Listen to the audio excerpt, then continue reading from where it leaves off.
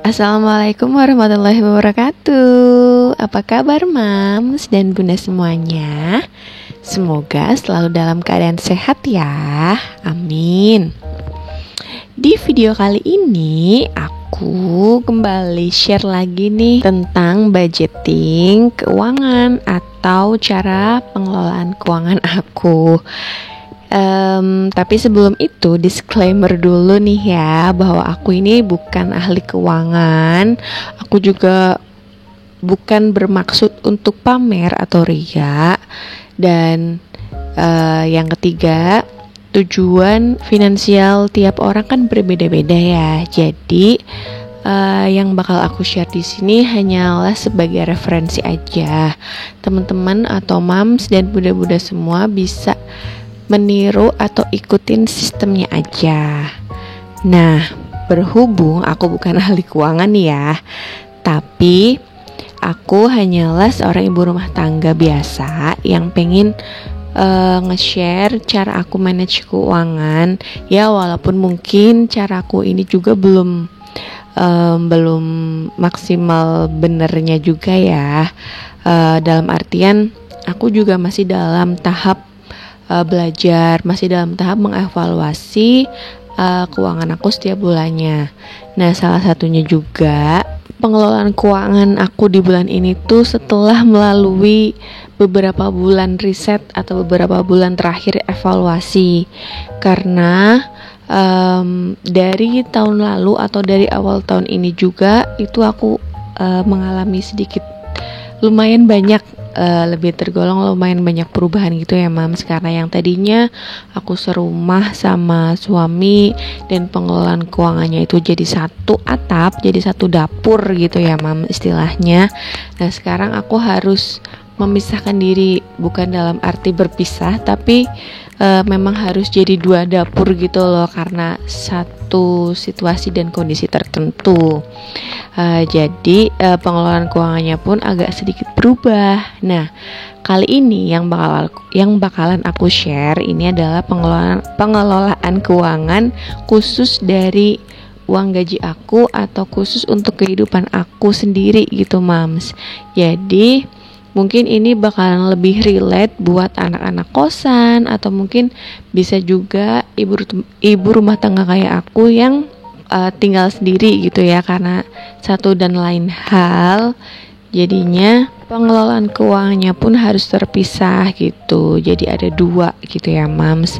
Dan ini juga salah satu challenge juga buat aku, karena dari beberapa bulan yang lalu adalah masa transisi di mana aku masih menyesuaikan diri, dan itu masih banyak banget evaluasi. Dan insya Allah bulan ini udah aku patenkan, aku coba biar bisa on track lagi gitu setelah melalui beberapa evaluasi di bulan-bulan sebelumnya.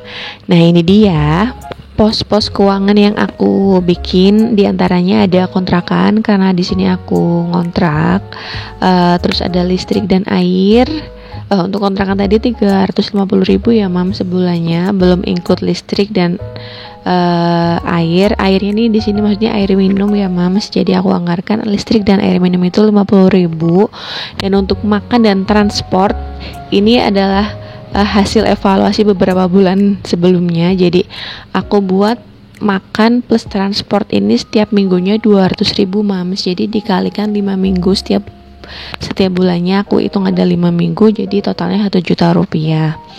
Lalu untuk pulsa 100.000, untuk dana jaga-jaga 100.000, untuk dana di situ aku tulisnya playing ya, ditulisnya di situ post playing, maksudnya tuh buat makan di luar atau jajan di luar gitu ya mams. Terus yang selanjutnya itu ada saving.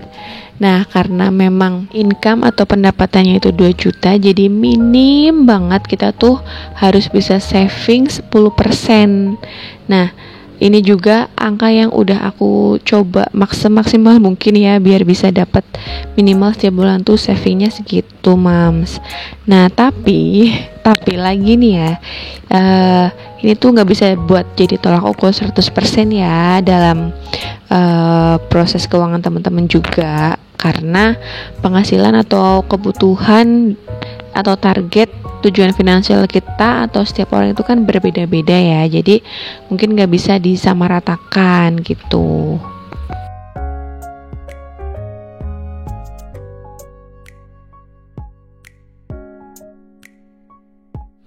Nah, ini dia pos-posnya. Aku juga udah sekalian siapin kolom aktual di situ atau realisasinya untuk evaluasi di akhir bulan nanti.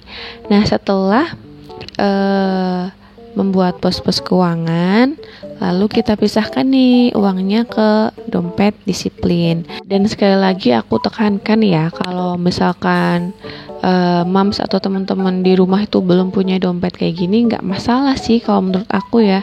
Yang penting nominal dari setiap posnya itu udah dipegang dan benar-benar dilaksanakan gitu sama teman-teman. Jadi tanpa dipisah-pisah pun, yang penting udah ngerti gitu total. Kayak aku ya, misalkan seminggu ini aku tuh sebisa mungkin cuman pegang duit 200.000 untuk kebutuhan aku 1 minggu ini gitu, Mam. Jadi sebisa mungkin tuh nggak ngotak-ngutik anggaran yang lainnya. Oh iya, tambahan juga kayak aku nggak masukin di situ kayak kebutuhan buat belanja bulanan gitu ya, Mams, karena aku masih ngikut suami. Jadi kalau belanja bulanan nanti itu dari anggaran suami aku. Jadi misalkan awal bulan atau setiap minggu aku pulang itu aku bakalan bawa kebutuhan yang aku butuhkan di sini sendiri gitu. Tapi belinya tuh dari uang suami atau dari